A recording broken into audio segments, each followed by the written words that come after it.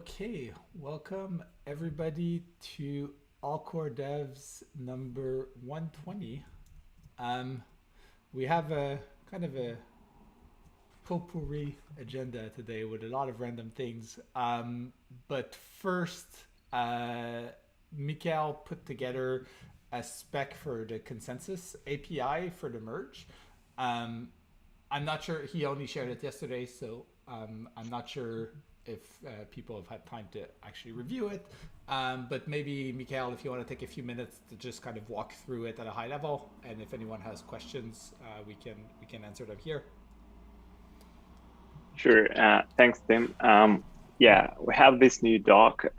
First of all, this is not like a proposal for a standard for the consensus API that we are aiming at the end of this journey.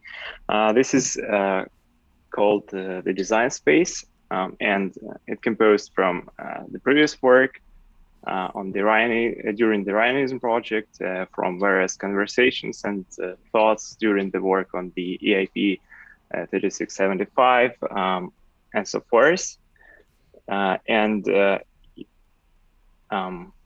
yeah, there is the plan. The actual plan is to start iterating on the consensus API standard from this document to and yeah, this should be a good start for the discussion around it. So the plan is to have a call next week on Thursday. It would be great to engage as much client developers from both sides of this communication stack as we can. Also,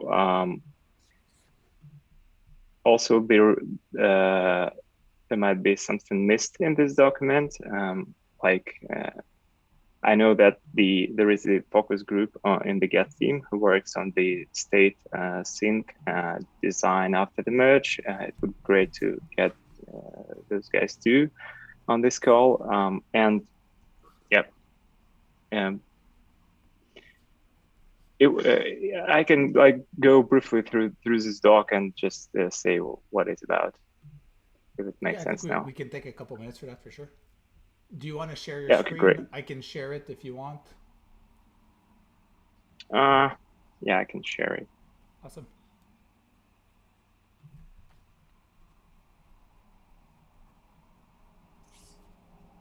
Sorry.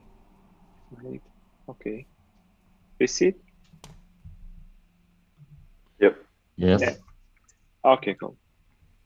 So first of all, there is the minimal set of methods that is required to operate to operate for the node operation after the merge, which most of you might already familiar with because they are borrowed from the Ryanism JSON RPC spec, and a bit of refinement is here, and there is like something new, but nothing too extreme.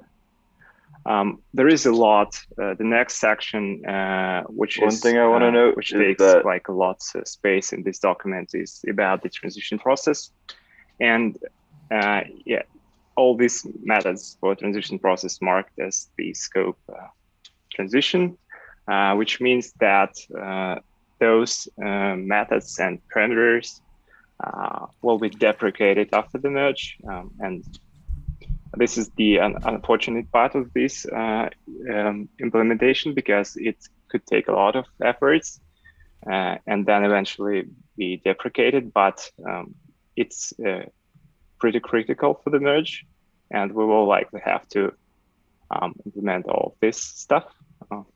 Anyway, it's available. Yeah, there is the extended set of features, which is sync, related to sync, to some exchange of the operating mode between the consensus and execution clients. There is a notion of synchrony here, and the concept of consistency checkpoints, which is critical for the transition process in particular, and also may be useful for recovery after software failures when like execution client, for example, crashes and gets back, and it has and there is the inconsistency between the block tree on the consensus and execution client side.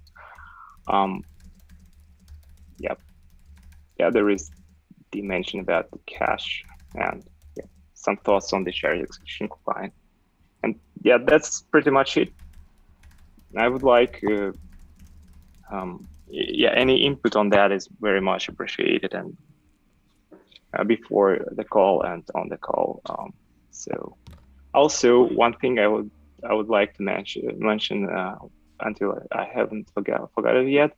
Yeah, there is the idea from Proto to reuse the core set of methods for layer 2 communication. Of course, the layer 1 is the priority, but if we can reuse something from this API for layer 2, it could reduce the implementation complexity, and unification is always good, and so forth. So that's one of the interesting ideas expressed here. And that's pretty much it about the doc. Yeah, and abstractly, some of these methods map to the like kind of black box proof of stake events in 3675. So we try to note that there and make it clear like where this thing maps to that EIP, which kind of black box is the proof of stake, and this is the more practical implementation of a lot of that. Right.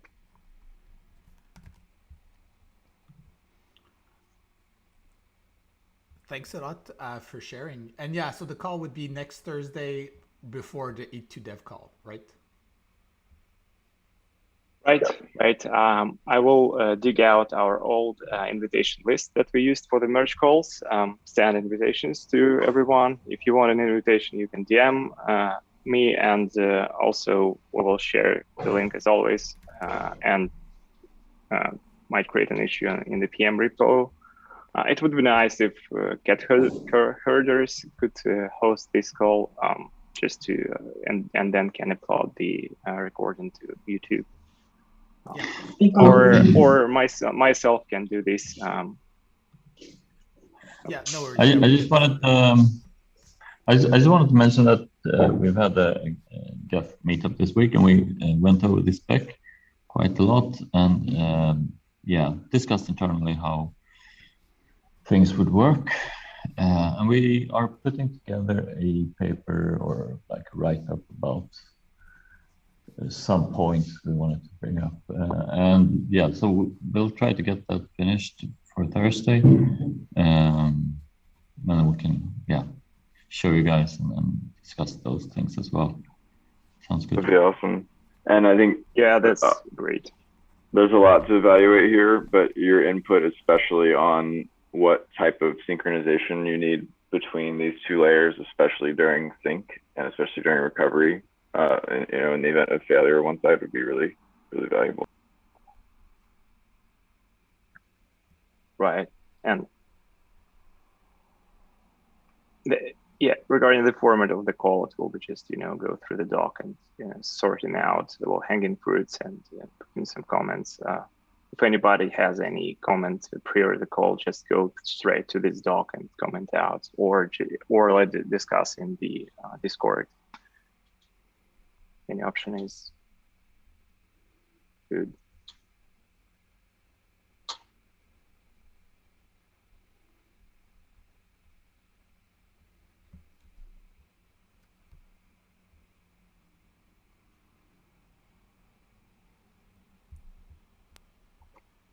Cool. Yeah, thanks a lot for sharing, Miguel. And thank you. Yeah, so next week, we'll have a call focused on this. And if people have any comments in the meantime, there's a merge channel on Discord we can use for that. Cool. Second thing on the agenda. So I spent part of the past 2 weeks talking with the different client teams about how London went, how generally they want to approach the merge, and just like the other stuff that they have on their roadmap for the next 6 months. And I think this was kind of helpful in illuminating a couple of like the things we can do better. I've shared the document on the agenda, but just like to quickly go over it. You know, like, and to be clear, this is like kind of the rough majority opinion. Like some people, not everybody agreed with all of this, but it's like, you know, the kind of bulk of what people agreed on. I think the main thing that came up over and over is the fact that it wasn't really clear what we wanted to see on the testnets before we set a mainnet block. And this, you know, was kind of forced because of the difficulty bomb for London. But going forward, you know, I think there was a desire to have some criteria, whether, you know, how long we want to see the testnets running smoothly. If we find a bug on a testnet, how much longer after the fix we want to see the testnets running smoothly. And to kind of set those things in advance, because people felt that during the London work, there was a lot of community pressure to actually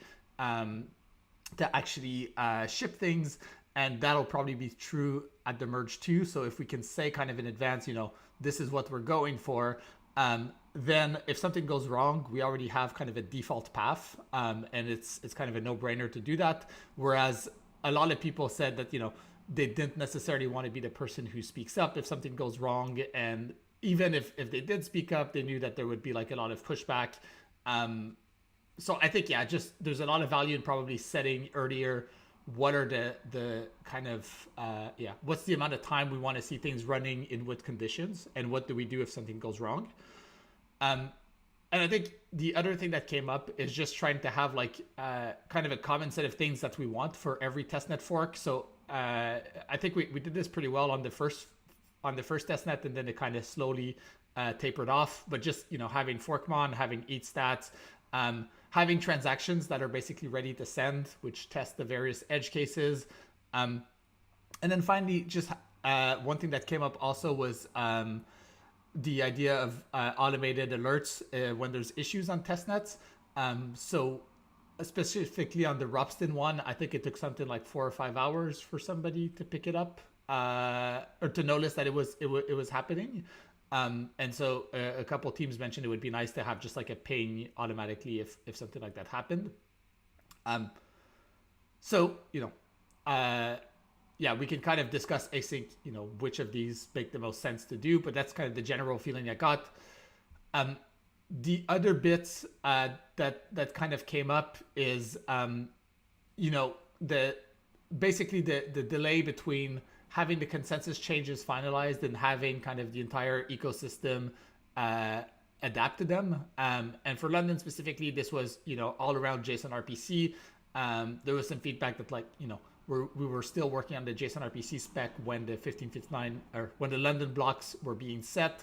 And there was even a change made after mainnet. So it would be nice to just have it, you know, ideally wrap up all the non-consensus changes before we have a mainnet block. And I think this will be especially true for the merge as well. We want to make sure that, you know, the various infrastructure and tooling providers are already supporting the merge. And then finally, like trying to have a single place where we can highlight the changes to APIs and whatnot. So, you know, one suggestion is just using branches or diffs on stuff like, you know, execution APIs or consensus APIs, where we can just show, you know, this is everything that's introduced by the merge.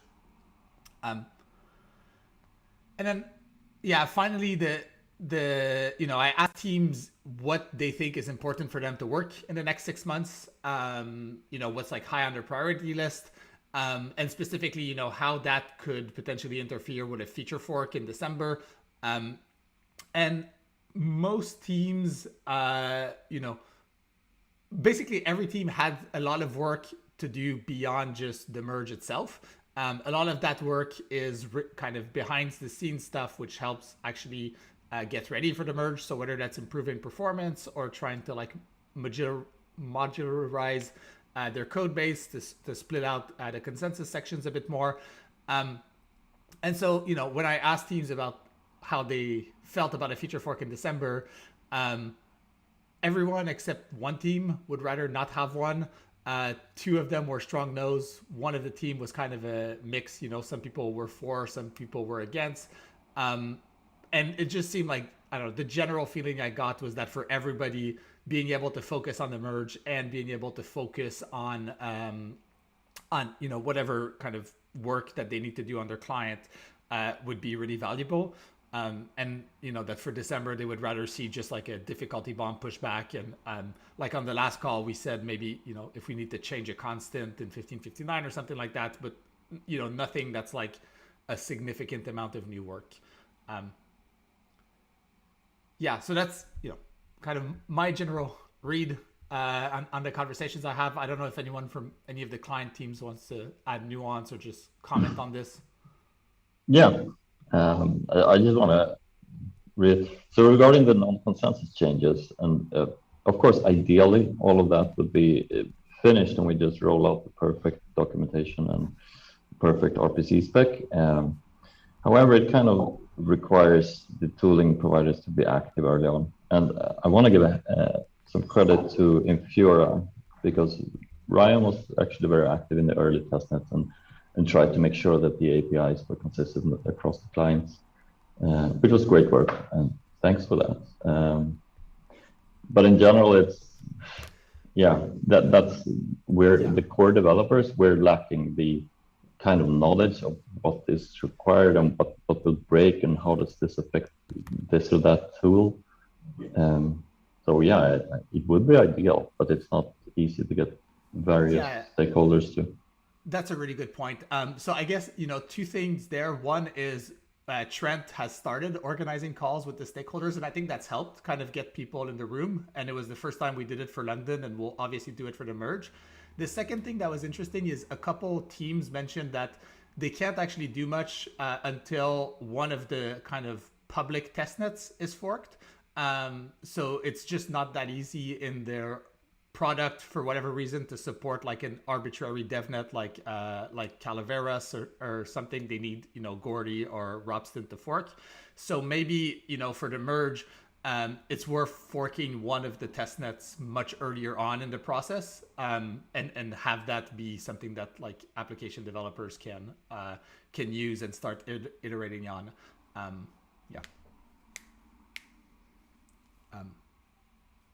But we'll definitely keep reaching out to them.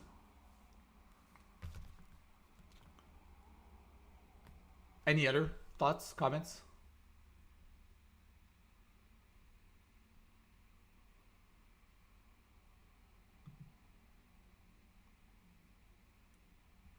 Okay.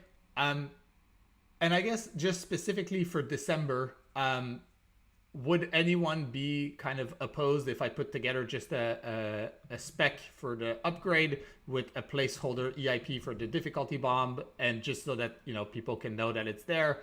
I think there's been a lot of uncertainty, and it'll be also easier to communicate with just champions of various EAPs that we just have this upgrade with the difficulty bomb, and like any other actual feature EIP would go into the next upgrade. Obviously not the merge, but like the one after that. Sounds good. Sounds good to me. Is that true that we're targeting features for the upgrade immediately after the merge? Well, we're gonna need to do at least some things. Yeah, but there's kind of been there's been discussions that there's a cleanup fork after the merge. And so does that mean we should get a better name for that? We should Cancun? Or I guess a star name? We don't need to debate the naming now. I think it's maybe worth having the conversation, probably not today, but like, I don't know, on the next call or the one after, like, if we want to have like, like where do we point EIP champions to? Yeah, basically. Right. Well, I think one of the big things on the execution layer is ideally enabling withdrawals, movement of beacon, ETH from the beacon chain back into the execution layer. And that's going to look like an EIP, and it's going to look like some modifications to the EVM from this layer. And we can certainly debate if and how and what also could be modified in the execution layer at the same point.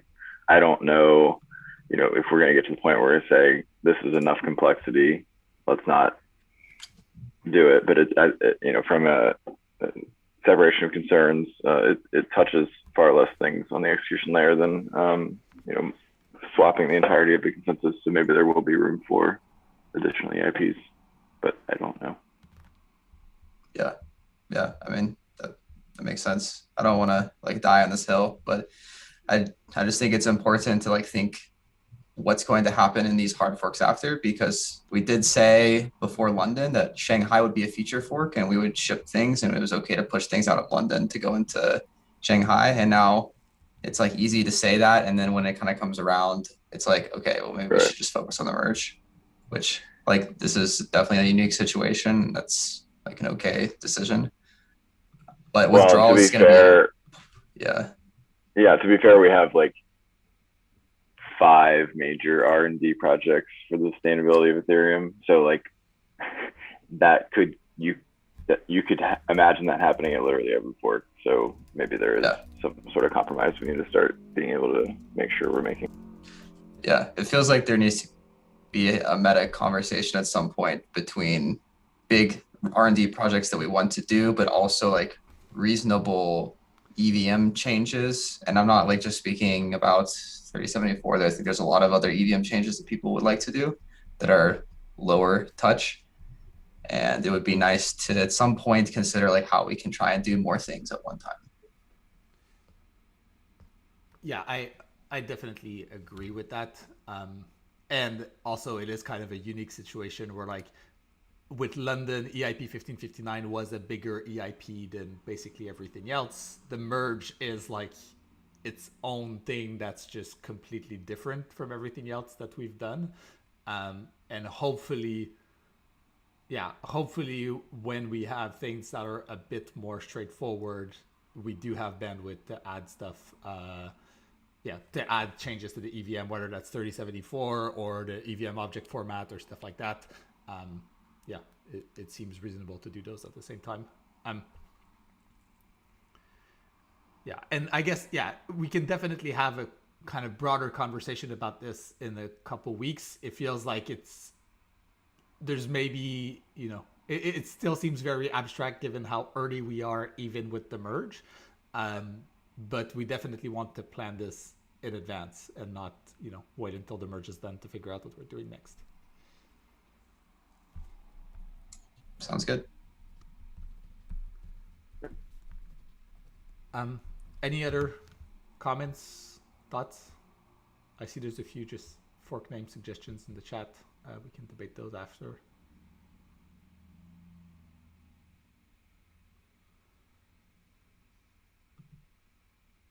Okay.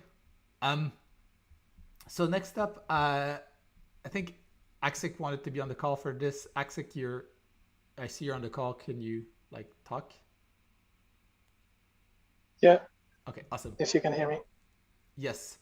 So there was this EIP a long time ago, which I think was 6 months, but feels like much longer, about limiting the account nonce. I think there were 2 proposals. One was 2 to the 64 minus 1, which is the natural bound for 64-bit integers. And the other one was 2 to the 52, which is the natural bound for JavaScript. And neither of those nonces will likely be reached. But it would be nice for clients to actually agree on what the limit should be.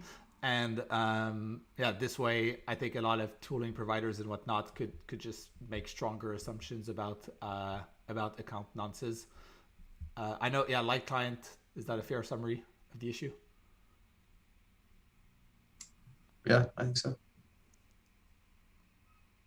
And Aksik and Artem, you both had some comments, so I'll let the 2 of you speak up.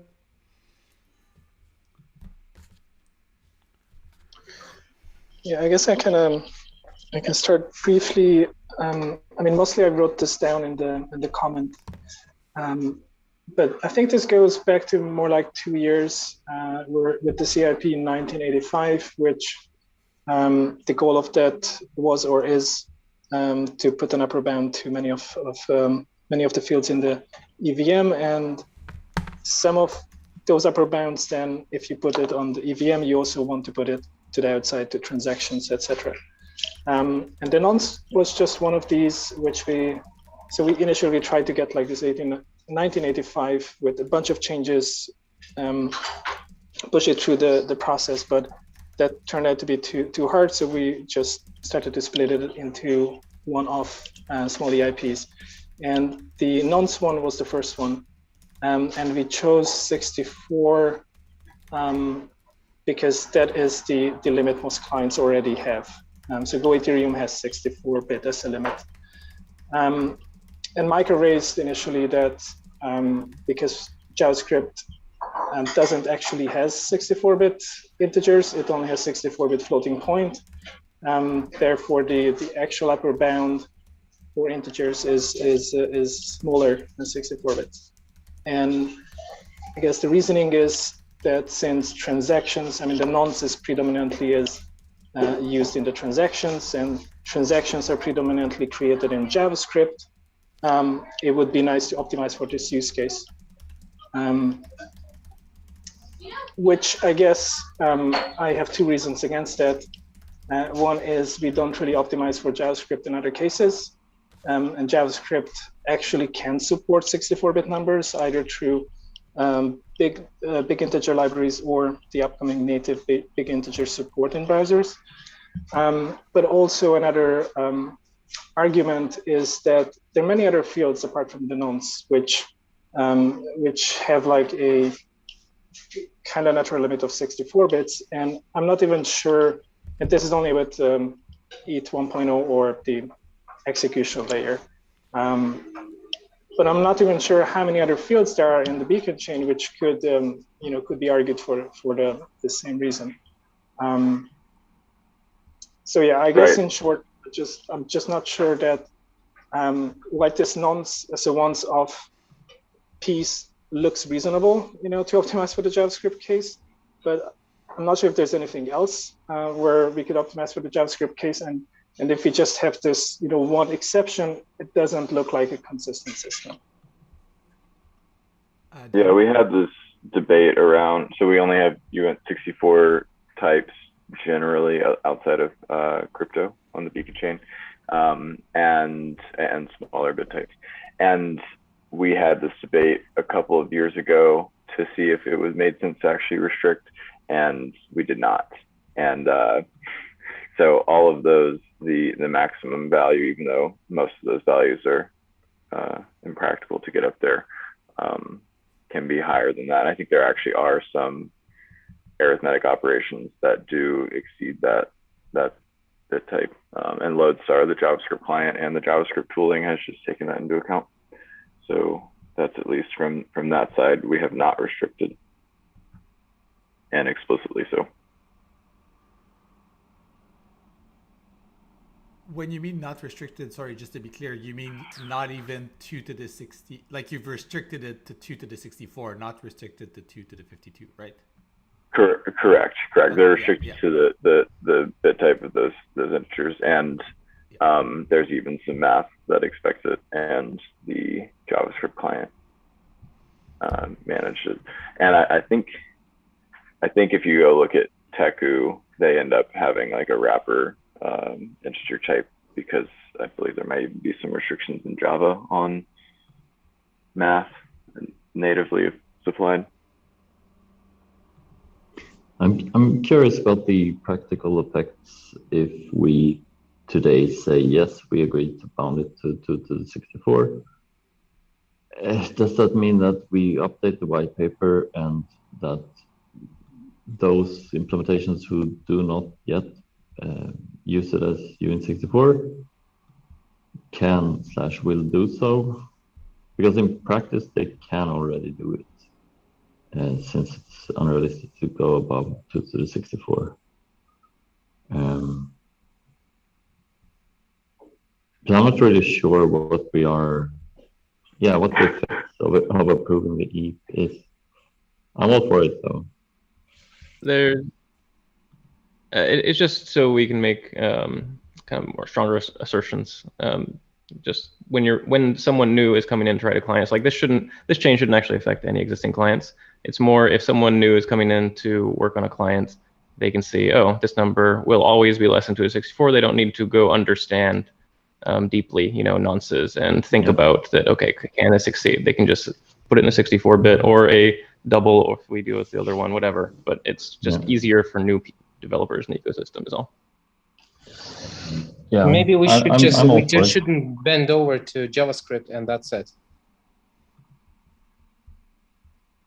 Every single language has 2 to the power of 64 integer. JavaScript doesn't have it, then it's the problem of JavaScript, not of everyone else. So while I'm with you that JavaScript sucks and is terrible, it is also like the most dominant language on the planet right now, sadly. Well, you want to import its words into Ethereum protocol specification. Doesn't sit well with me. Yeah, well, anyway, actually, I mean, a JavaScript implementation can choose to use it to the power of 52 because both of them, neither of them will be hit in practice. So that's fine. Sorry, but I mean, from a practical perspective, is it actually possible to do anything in JavaScript without using 64-bit integers with Ethereum? Like, is there a use case where you literally can do everything else with 52-bit integers, and it's only this nonce where you would need to introduce 64-bit integers? Because if this is not the case, then this discussion is moot. Well, there's an ergonomic advantage. So when to preface this conversation started before JavaScript got big ends. So my arguments are much weaker now. But just to summarize them, from an ergonomics perspective, it is prior to big ends, it was way easier to just work with native numbers than it is to work with like these wrap numbers because JavaScript doesn't have operator overloading, and so like just things get ugly fast in your code. And so just from a coder, when you're sitting down writing code ergonomically, it's much simpler.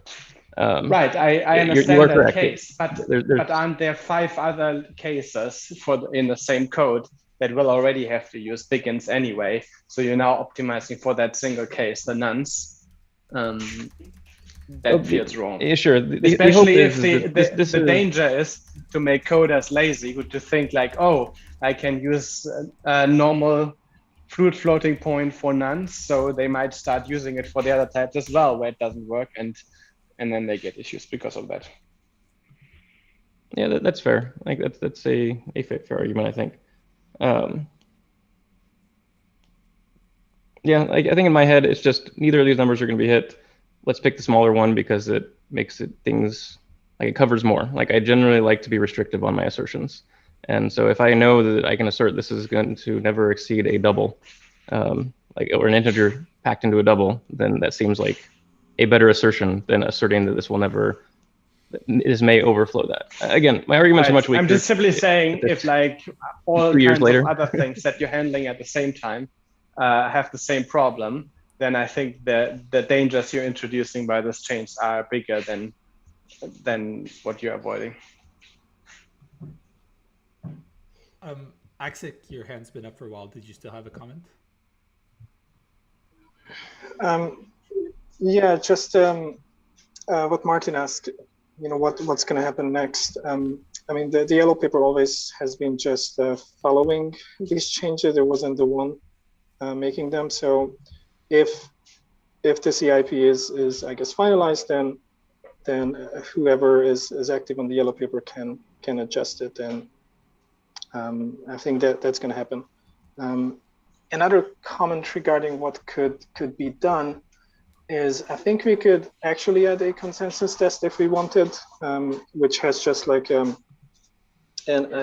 arbitrary high non-set in the state, but maybe that could cause other issues down the line. So I'm not 100% sure that is a good idea. And the last comment regarding the 52 bits. I mean, if you're a new client implementer and you see that these fields are 64-bit, if you just set it to 64-bit, you already have a natural bound, and you don't need to add any extra code to check whether you reached another random limit or not. And since it seems, at least on this call, that even if you would go to like 52 bits, Ethereum wouldn't have that extra clause in the code. So whoever is just looking at Go Ethereum as an inspiration to implement a client, they wouldn't add the check. And if somehow that case would somehow be reached, then there would be a consensus bug. So it just seems to be causing more problems than benefits it provides. Yeah, so it seems like there's definitely some fairly strong opinions against 2 to the 52. Mika seems weakly in favor. So I don't know. It feels like we should probably go with just 2 to the 64 and call it a day, because this has been kind of open for 6 months. Yeah. Micah, will you? I agree with that. No, I won't die on this hill. Like I said, this debate started back before JavaScript had the big native type, and now they do. And so my arguments are way weaker than they used to be. Okay, cool. So let's go with 2 to the 64. Yeah. And I think, yeah, like client, were you the author on the actual EIPs? No, Alex is the author. Okay. Oh, okay. Perfect. So yeah, Alex, I guess you can update the status, I guess, to like accepted, or yeah, or so Final. Just quick follow up on yeah. on a quick follow up on that. There's as Alex mentioned, there's a whole bunch of these similar things. Nonce was kind of the canary that we were using to test this process out.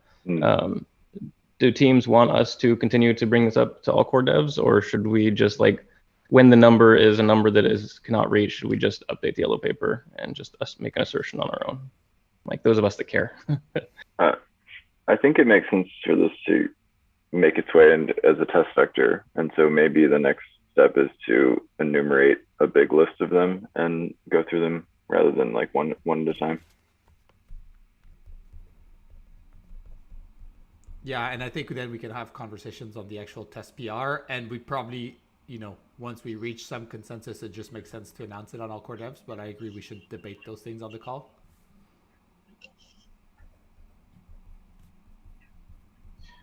Yeah, as an indication of some of these other limits, you can have a look at 1985, EIP 1985. So yeah, I mean, that only focuses on the EVM currently. And there are other fields which, outside of the EVM, which can also be restricted.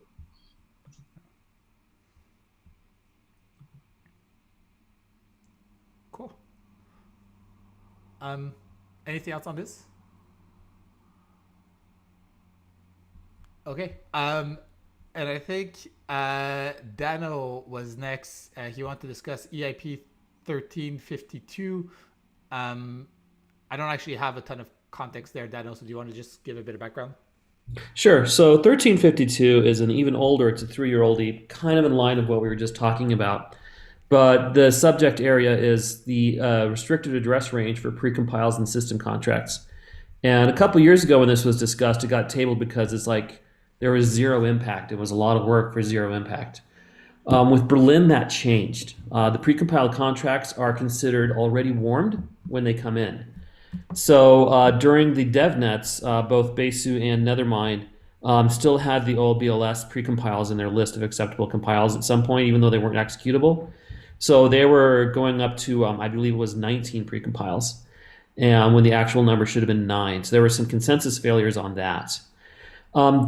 The reason I think this is important to nail down sooner rather than later, it has to do with the broader EVM ecosystem and specifically layer 2 type EVM systems.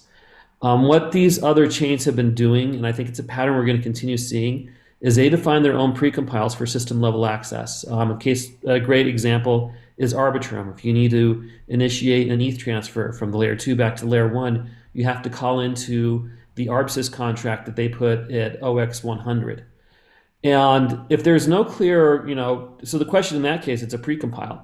When they go to Berlin, do they charge warm gas or cold gas for that access? So if we pass this EIP and make it a standard, and we just say that anything below 65,000, 4Fs as the address, is considered a precompile for the purposes of these warmed accounts, it's going to solve a lot of problems and give a lot of these layer 2s in the broader EVM ecosystem a safe space to put their precompiles in without worries about breaking consensus rules when they bring in some of the future hard forks that are brought in for security. So it wasn't as relevant 3 years ago, but I think it's very relevant now. And the next feature fork, I think I would like to see this go in. That's my general pitch for it. Martin, your hand is up. Yes. I disagree because I think this EP says that these are reserved. And to me, that sounds like if someone makes a transaction which will create a contract on one of these addresses, it shall be rejected, some kind of failure. That's the only technical consequence, in my opinion. And I don't think, because you imply that any call made towards these 65,000 addresses should be cheaper to make because they're already considered hot.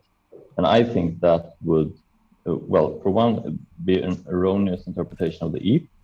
But more importantly, I think it would be a denial of service vector, because then you have 65,000 addresses that you can use to make very cheap lookups on the state try with, which is not an insignificant number. So yeah, I am in agreement with this EP, but I don't interpret the same things that you do. If I were to do that, then I would say that this EP is no good. I hope I made sense. Okay, these are the conversations worth having, because I haven't thought of it in that perspective, that you could still, we would need to prohibit those from ever holding value and put special handling in it for that. My main no, we wouldn't prohibit them from holding value, because you can send value to a precompile. That's fine. I'm sorry, could you repeat that again? I mean, you can. It is fully possible to send value to a precompile. That is fine. And I think we already have initialized these addresses with, well, at least some of them with away. Yeah. So they exist in the try. Yeah, 0 to 255, all the mainnets. Someone went through and did that. So I think the point was to avoid the DOS vector. You just define their value to be 0, so you don't never have to look it up. Right, so you can't define the value just there. So that you cannot. Well, first of all, yeah, we could delete the way that it's sitting on it. The problem would be that then it would not exist in the state try, and we would have this empty delete thing problem, and that is why we did endow them with one way, so that they would exist in the state try should we ever decide to make them precompiles in a later stage. Sorry, why can't you say the value is just always 0, so you don't have to look up the state try? Like, no value sent to a precompile has any meaning. It's burned, so whether you store it or not doesn't matter. Yeah, but then you're bringing in, that would be a semantic change to how the try works and how we could do it, but I think it will be more trouble than it's worth. Because there are lots of corner cases which arise during the Byzantium upgrade, if I'm not misremembering, where this ripe MD, where we cleaned up the empties, and one of the precompiles, what was it? It didn't exist, but it was something like that. Things are easier if there is value on them and they exist in the try. It was a ripe MD, and there's a set of test cases that cover that. It was kind of a nightmare remembering. Yeah, it was a bit of a screw up, but we're done with it, and I don't want to relive all of that again. And it's kind of a mess. So yeah, it seems like, I don't know, Dano, you came into this thinking it was kind of a quick fix, and it's slightly more complicated, so it probably makes sense, and given the work it would require, it would have to go like a future fork. It probably makes sense to discuss this more async. But yeah, I just like, I mean, I guess Axel wrote this originally, And me and Dano had two different interpretations of how to read this ETH. So I'm wondering, actually, like, what is the original? Who is closest to the intent? Because I read it as a pure reservation. But I think the intent changed over time, and initially probably was much closer to Dano's interpretation, but after we have the access lists and a bunch of other discussions, I think it's more like the way it's written, at least in the current form, it's more like a reservation as opposed to doing much else. And I do agree that we need to definitely examine the cases where, I mean, another question we had discussed is like the creation. There has to be like a clear specification what happens in case of a unrealistic collision, and what happens to the accounts which already exist at these addresses, and lastly, whether these should be covered under the warm case of the access list. And if they do, then we definitely need to do something. You mentioned that these shouldn't result in tree lookups. And lastly, the range was also debated because it started out as only 256 addresses. And I think Nick Johnson asked it to be extended to 64K. So yeah, I guess in short, this definitely is interesting to discuss, but it probably is very early to make any decision on this call. Yeah, I wasn't planning to get a decision on this call. I wanted to get the discussion going, and it sounds like there's enough to discuss. Is this something we should move to the Ethereum Magicians thread? It's about 2 years dry on it, or should we start a new thread for it? I think it's a good thread to revive. Oh, sorry. What was that again? Two people were talking.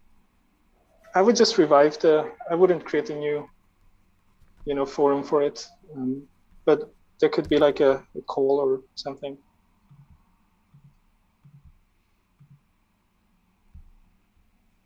Is anyone opposed to just narrowing the EIP a little bit, or adding clarity at least, and so we don't make any claims about warming, and we just agree on a reservation only in this EIP, and then a future EIP you can talk about warming? So warming is where it has the mechanical impact on chains that may consider their system contracts precompiles or not. I mean, within mainnet itself, you're right, it really doesn't matter. But I'm hoping to get some more clarity as to how the other chains should treat it, for the broader EVM ecosystem. So I don't think we can just simply go to that path. I think we should continue the discussion in the forum and figure out where we need it from. Because I see there's discussion from Charles from the EEA. There's discussion, and it's all sorts of other chains like Arbitrum and Optimism have been putting in their own. So I think it's, we need some forethought about this, because people are making decisions based on areas impacted by this before we can get a chance to figure out what the real impacts are. So I think some forward discussion is probably needed in this area. I see. So would you say that this EIP is, in your opinion, not worth championing unless we can make some assertions about warm versus cold? Is that accurate? No, but I do think that the EIP would need to be updated, be clarified to reflect current reality. As written today, doesn't really have much of an impact. So I think it needs to be updated, and I think this is the correct venue and vehicle to talk about it. I think there's value even if we don't do warm and cold. Maybe we explicitly say that non-mainnet chains don't get to warm up their precompiles. That might be worth putting in there for clarity and consistency. So.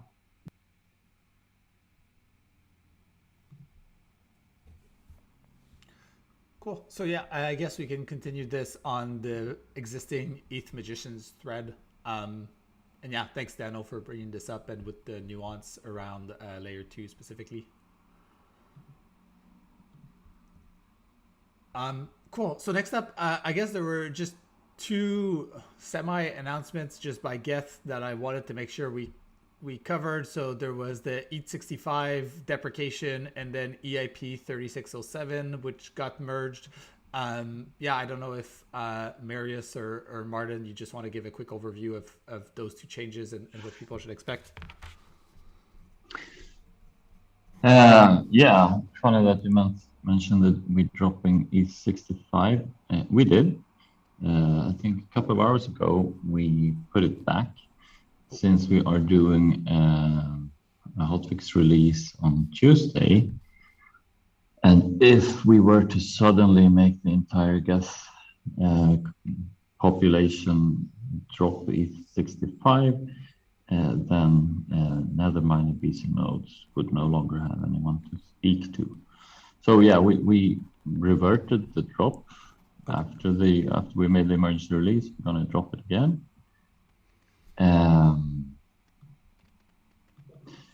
And yeah, as has been announced, what was it, 2 years ago, long time ago, it's been on the roadmap. Regarding the other check, yes, we are now have added this check that the sender must be an EOA. That means it must not have any code. I think it was Dankrad and a few others who brought up this. And we discussed it on all core dev calls. Yeah, I don't really have much else to say. Anyone else? The 65-bit was very helpful, though, to know that this will not be in the hotfix release. So the release coming on Tuesday, right? Yes. Okay. And Lucas, you have your hand up? Yes, so just a quick update on those two things. Never mind. We have the implementation of EAT66 in a branch. We are testing it. It looks fine, but I think we still have one Hive test failing and investigating that. So we expect to be EAT66 ready very soon, maybe next week. Regarding 3607, we also have some initial implementation that we also might release next week or the week after that. Cool. Thanks for sharing. Does anyone on Besu have like a similar update?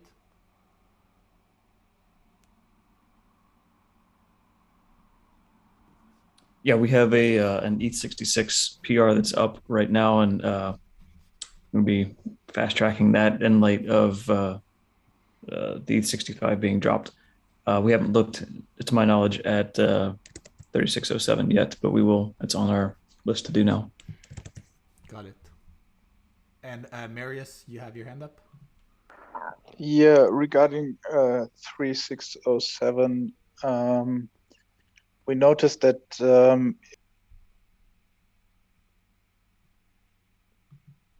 you muted yourself.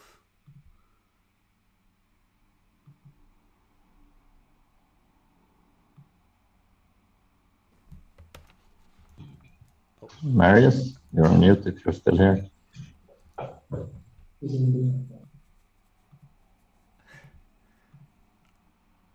Okay, I guess we can come back to Marius when...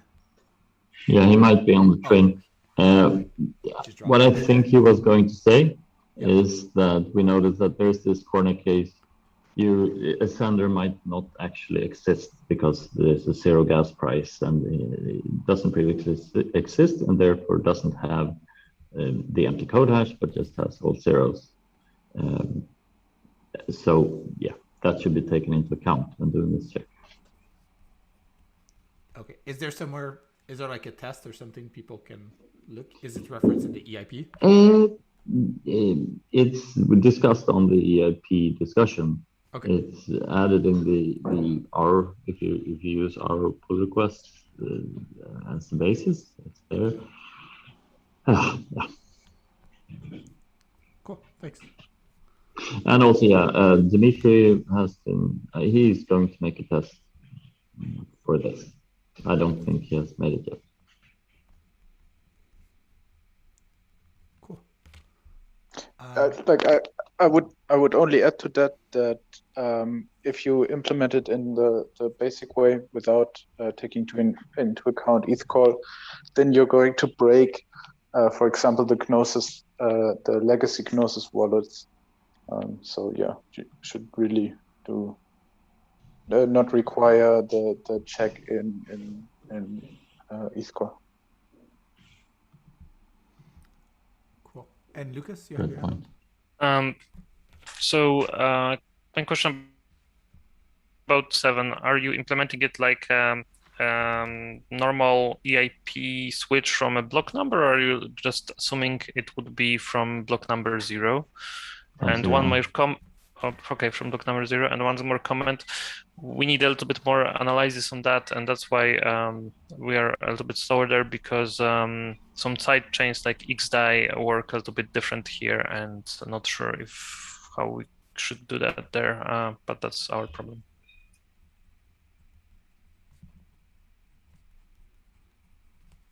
Cool. Thanks for sharing. Okay, and I guess, yeah, that's all we had in terms of content for the agenda. There were just a couple announcements as well. So first, we briefly touched on this, but Get has a hotfix coming out with to address a security issue on Tuesday. So please, if you're running Get, keep an eye on this. Second, Alita has been working on the JSON RPC spec, and I think there's a couple things where they needed clients to review certain PRs. Alita, do you want to just give a bit of context on that?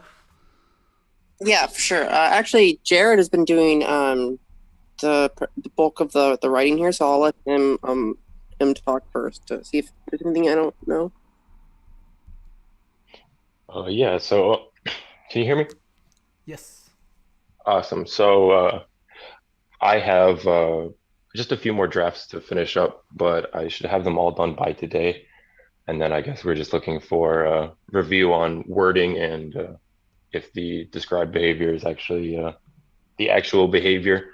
And right now I have them as individual PRs, but I'd have to make like another 15 plus more. So I was wondering if anybody wanted me to just put them all in one file and share that somewhere else to get a better review. But other than that, I don't have too much else.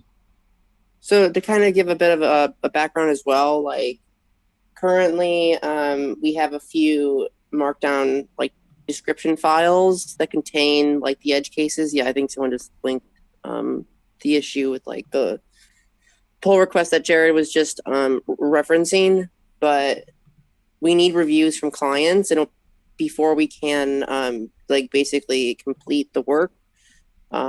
So ideally, you know, we would potentially get like volunteers or representatives for each client to then go and be responsive on those issues and pull requests.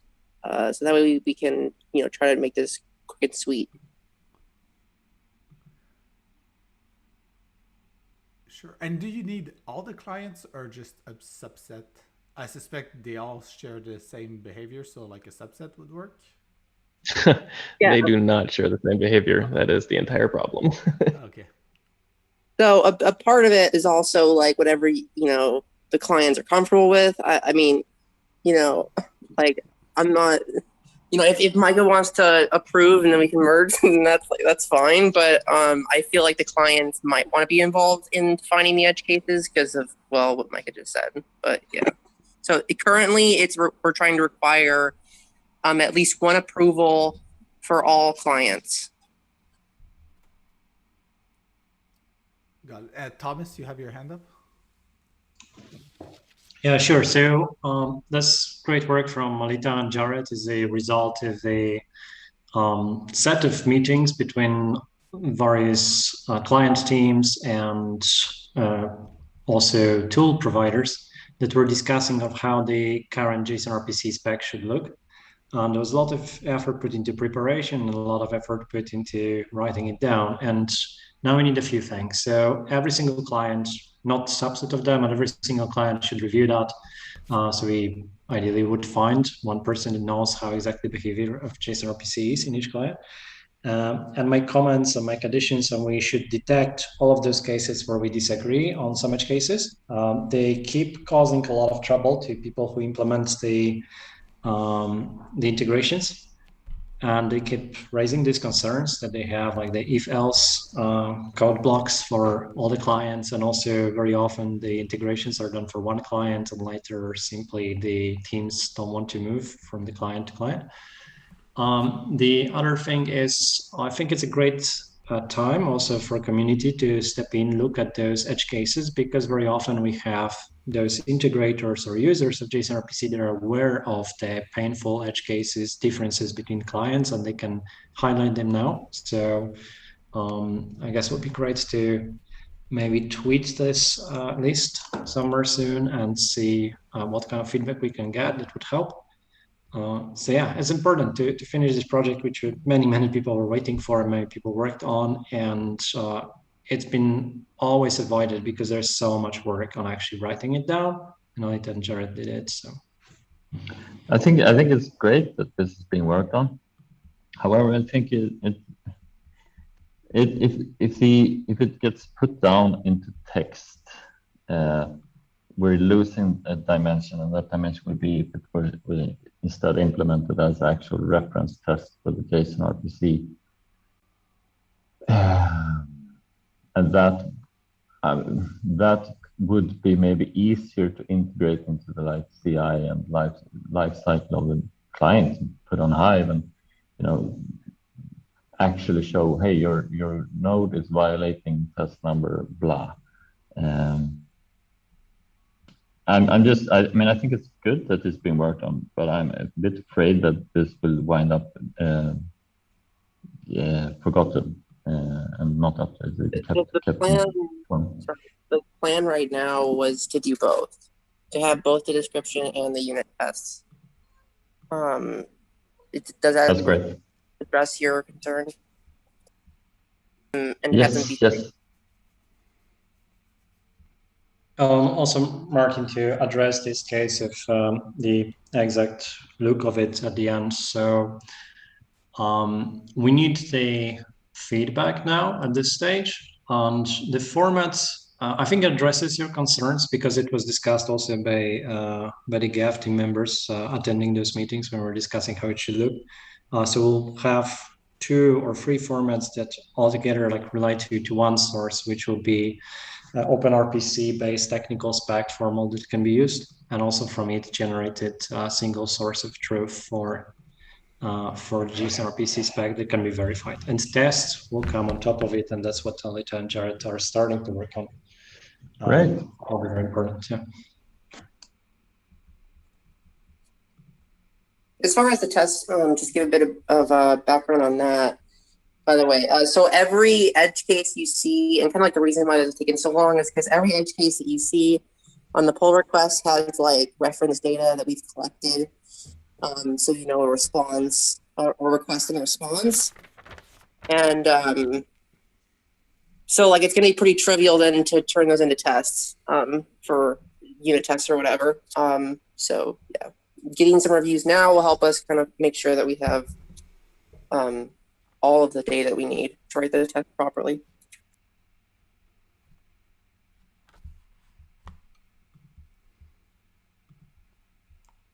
Cool. Well, yeah, thanks a lot for sharing, Elita and Jared. And yeah, hopefully we can get folks to look at this in the coming weeks. And yeah, I'll make sure to link this list on Twitter as well. And so hopefully some wallets and other infrastructure providers can chime in as well. Yeah, we had 2 more just quick announcements. So one is over the past week or so, we've started renaming a lot of the GitHub repos and Discord channels from ETH1 to execution and ETH2 to consensus. With the merge coming, we've wanted to start adopting kind of the execution and consensus layer terminology rather than ETH1 versus ETH2, because the 2 will be the same at the merge. So if you're just stumbling on GitHub or Discord and looking for ETH1 or ETH2 channels, they've likely been renamed. I linked the document in the agenda that kind of goes through the entire rename and what is what now. Yeah, so just a quick shout out to that.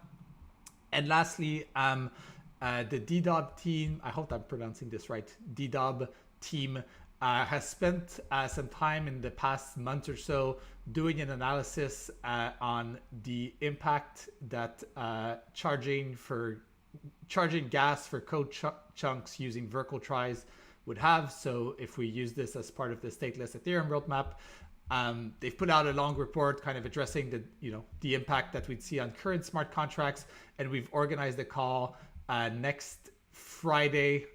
So next Friday, 1 hour later than the start of Alcor Devs, so 15 UTC, for them to just share their report and for people to discuss it. So there's a link again to that in the agenda. We'll post the Zoom link in Discord, and if you want the calendar invite, you can ping me. Yeah, that's all we had. Anyone else have any final topic they want to bring up?